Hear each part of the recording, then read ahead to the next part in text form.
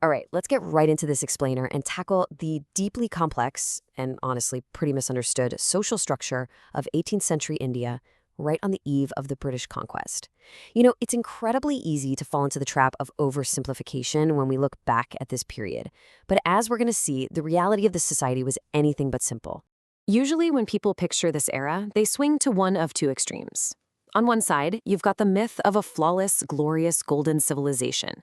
And on the other, the myths of a completely backward, stagnant society. The source material, however, reveals this fascinating, totally contradictory mix.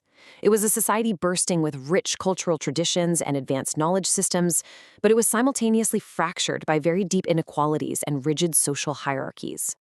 To really reconstruct this complex world, we're going to break it down into 5 key areas. 1. The caste foundation. 2. Gender and society. 3. Traditional learning. 4. Vibrant culture. And 5. The synthesis. Starting off with part 1, the caste foundation. You literally cannot understand 18th century India without understanding caste. It was the absolute bedrock of social life. I mean, imagine your entire life trajectory being locked in the second you were born. Society was divided up into thousands of castes and subcastes, and your birth dictated almost everything. We're talking your overall social status, your profession, who you could marry, your food habits, and even your daily social interactions. Real social mobility, it was virtually non-existent. And this wasn't just some casual way to organize people, it was a hardcore power hierarchy.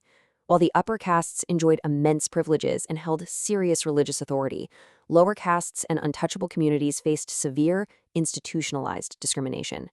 They were routinely blocked from entering temples, banned from using public wells, and just flat-out refused equal treatment. Ultimately, these rigid divisions severely crippled the subcontinent's overall social unity. So, if a man's life was totally boxed in by this system, you gotta ask, where did that leave the other half of the population? What about the women? Which brings us to part 2, gender and society. Okay, so under the intense patriarchal customs of the time, women generally held much lower social status compared to men. They faced severe restrictions on their freedom and formal education, and child marriage was incredibly common. For women, widowhood could be brutally harsh. Take the practice of sati, where a widow was expected or heavily pressured to immolate herself on her husband's funeral pyre. Now, the sources are clear that sati was not universally practiced across all of India, but its very existence highlights the incredibly harsh conditions and restrictions placed on women in certain upper caste communities. Then you had purdah, the strict physical seclusion of women. This was really widespread among many upper-class Muslim families, and it eventually spread into some upper-caste Hindu communities too, which drastically limited a woman's visibility and participation in everyday public life. But here's where history gets a bit surprising. Despite these overwhelming restrictions, women definitely weren't entirely powerless. While structurally marginalized, they remained the absolute economic backbone of their local communities. They played essential, though often unheralded, roles in agriculture, crafts, households, and local economies. And at the highest levels, some royal and noblewomen actually exercised significant political power behind the scenes in regional courts.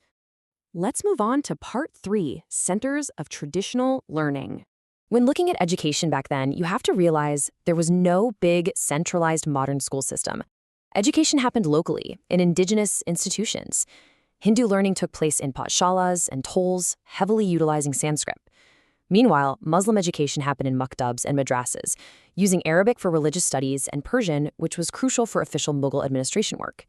Interestingly enough, European observers at the time were actually shocked by the vast network of these village schools, which were supported entirely by wealthy patrons, temples, and everyday local communities.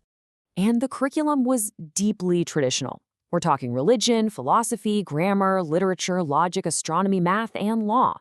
Now, while this was absolutely amazing for preserving centuries of cultural knowledge, getting access to it, totally unequal.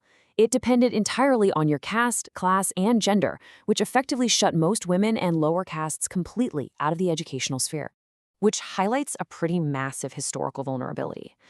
India's traditional system was fantastic at preserving established knowledge from the past, but it really lacked modern scientific and technical education. Just think about the timing here.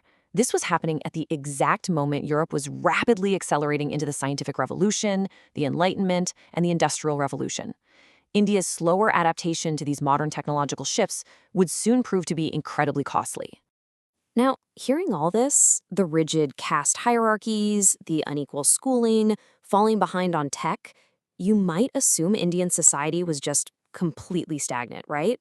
Well, actually, no. It was incredibly dynamic and culturally vibrant.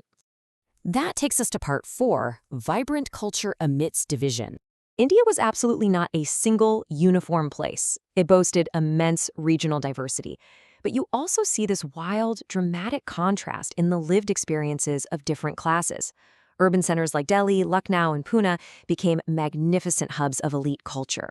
Royal patronage fueled absolute explosions in poetry, music, and dance. Yet, step outside those cities, and it stood in brutal contrast to the realities of rural agricultural life, where peasants were struggling daily under heavy taxation and constant political instability. It was also a deeply, deeply religious society.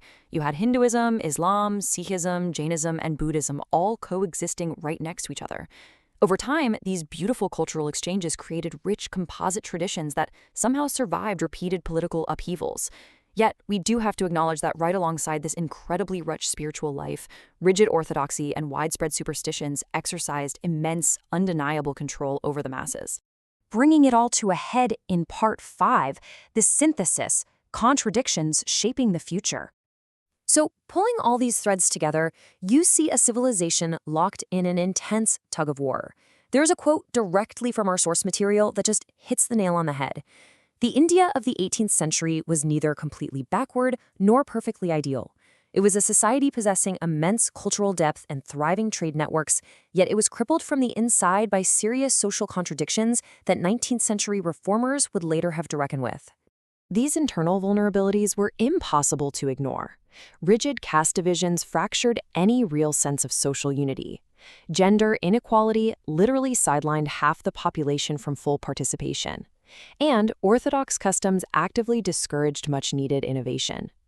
Now, later on, colonial administrators would deliberately exaggerate these issues to justify imperial rule, but we still have to acknowledge that these genuine internal fractures left the society incredibly vulnerable to outside conquest.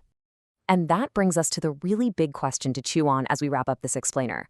When the British arrived, they met a society that was culturally brilliant but structurally unequal. It leaves us to wonder, how did India's complex, contradictory past directly forge its modern struggles, pave the way for sweeping 19th century reforms, and ultimately shape the entire course of modern history? Thanks for joining me on this one.